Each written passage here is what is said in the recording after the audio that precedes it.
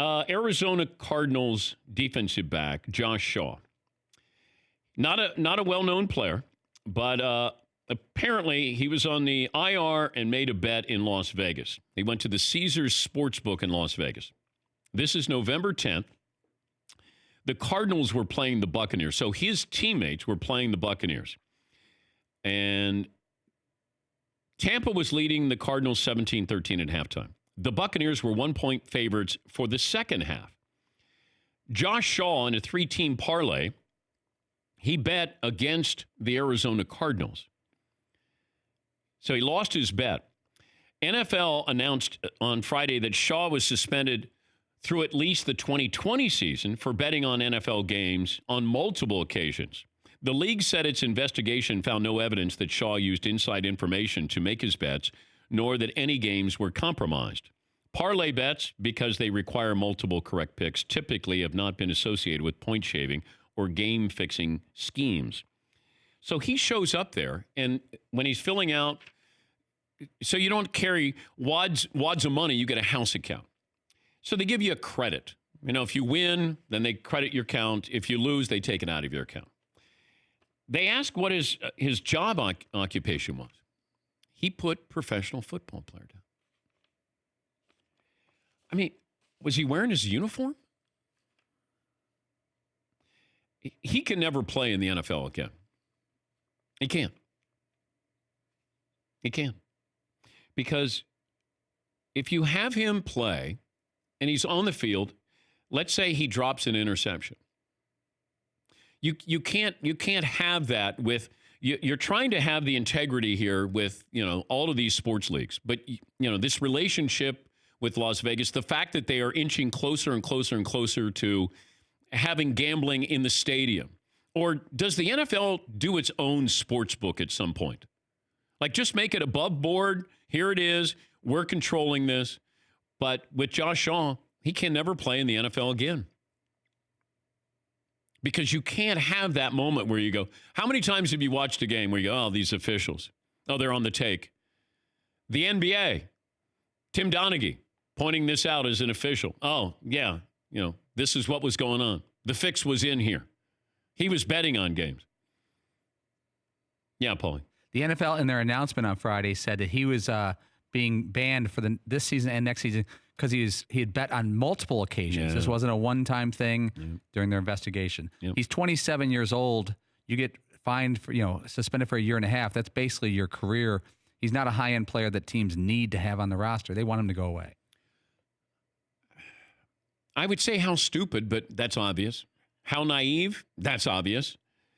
Like you can't even wrap the fact that you go in and then why not have your cousin or uncle bet for you? Because we assume you got inside information.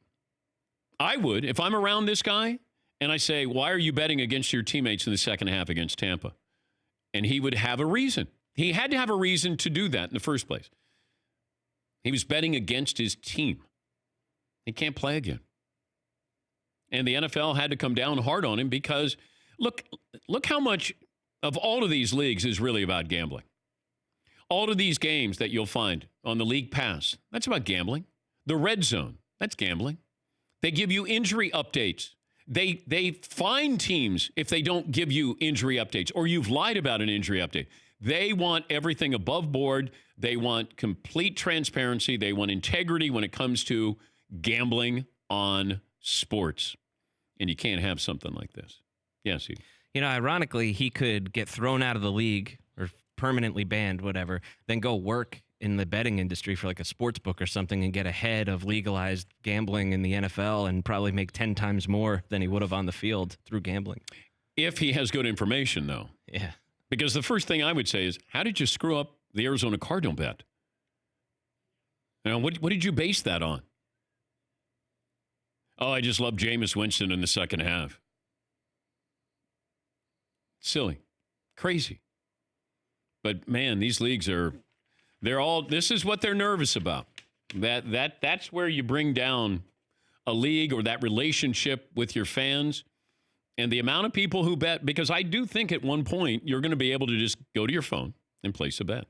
If you go to a stadium or go to an arena, that they would have a sports book there that's controlled by the league.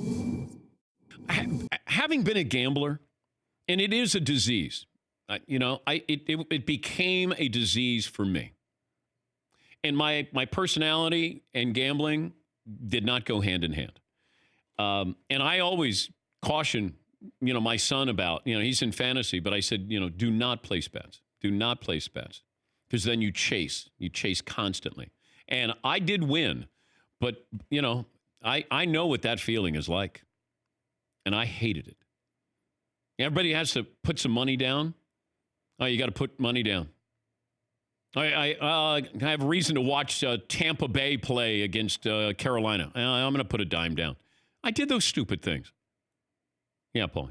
I don't know if that's enough gambling to watch Tampa Bay versus Carolina, even if I had 50 on the game. No, it was. Yeah. And the then time. It got to the point where I didn't even watch the game because I was so nervous. I would bet, and then I would go shoot basketball. I'd go play hoops. And then I'd come back, and I would call that score service. What was the... what was that called, Nick? Sports line? Sports line. Sports phone. Yeah, sports. Oh, okay. Do you remember the number? God, I called that thing hundreds of times, it felt like, just to find out what the score was. Because back then, you didn't have, all of this cable access. Yeah, Francine. I remember Chuck Cooperstein was one of the big names. Chuck Cooperstein for sports phone, and you get all these scores. For more Dan Patrick Show, tune into Audience Channel 239 on DirecTV. Stream for free on BR Live or download the Dan Patrick Show app.